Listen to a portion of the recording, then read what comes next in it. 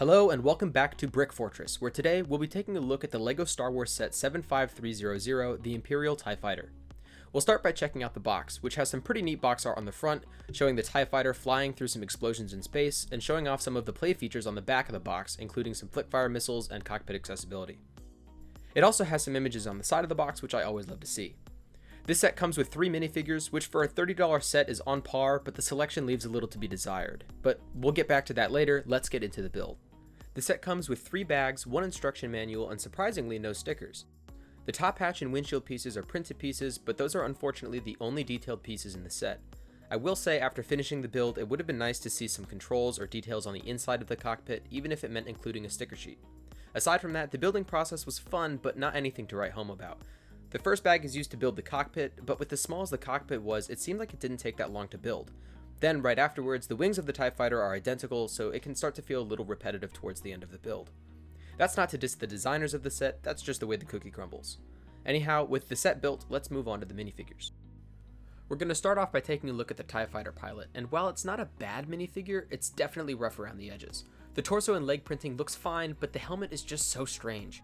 I've never really liked this helmet design. I think from the front it looks too large, and from the back there's this weird gap where you can see the minifigure's head and it just doesn't look proportional. What really hurts the reputation of this guy is the comparison to the First Order TIE Fighter pilot from the last TIE Fighter set we got. Comparable printing, but a way cleaner helmet mold that also comes with a ventilator tube that looks like it connects to the torso.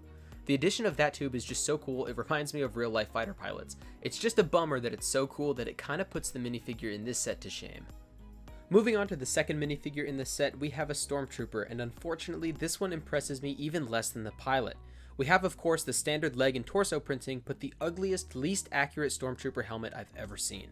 Yeah, okay, this one covers up the minifigure's head in the back, but the front of the helmet looks smashed in like a pug nose. This isn't helped by the fact that we got the same exact figure in the Death Star, identical printing with a worse helmet. It just hurts to know that LEGO is capable of making a better helmet mold, but includes this one in the set anyways. As for the final minifigure in the set, we have NIL-8, or as we'll call it, the Protocol Droid, also found from the Death Star. Whereas the Stormtrooper was fully identical apart from the helmet, this guy is fully identical apart from the wiring. Now he has colored wires. Kind of underwhelming if you ask me, but we'll get into my opinion on the minifigure selection a little later. We spent enough time suffering through the minifigures, I say it's time we take a look at the set. Okay, my first impression of this set is actually pretty positive. Recently, LEGO Star Wars sets have been trending in a direction of downsizing sets in order to keep them more affordable, but despite that fact, this set still looks like a pretty presentable TIE Fighter. Sure, it's not to the scale we may be used to, but for a $30 set, it doesn't look that bad.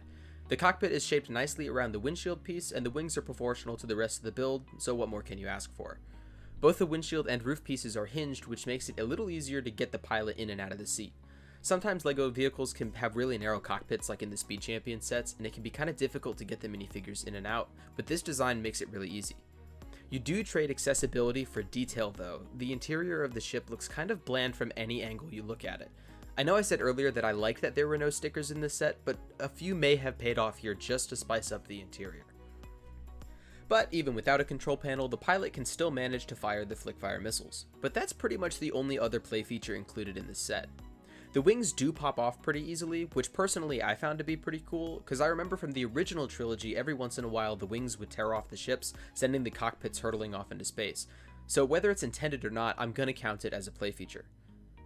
Hang on, actually it might take away from the play features. While I was testing out the swooshability of the set, I kept holding it by the wing and the momentum would break it off the rest of the ship, and that made it a real pain to film. I can't imagine it would hold up too well if I were to actually play with it.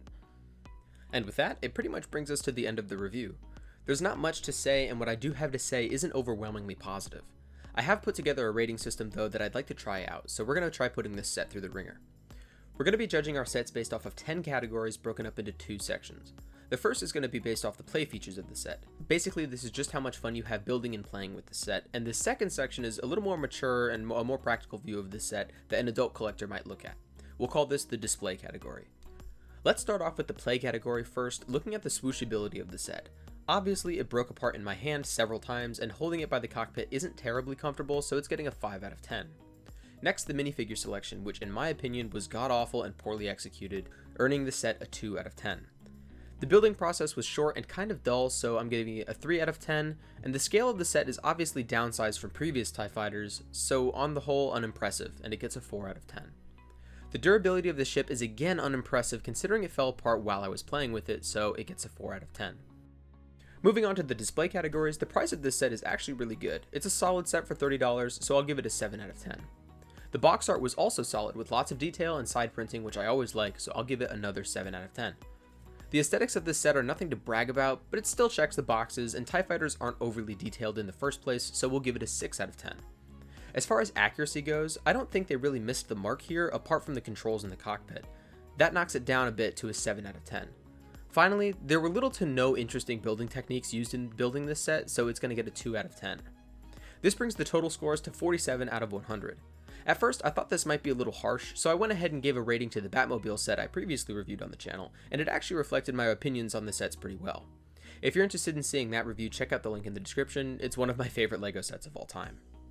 Thank you guys for watching, and check me out on Instagram. I'm going to try and post a little more actively on there, so keep an eye out. Until next time, take care.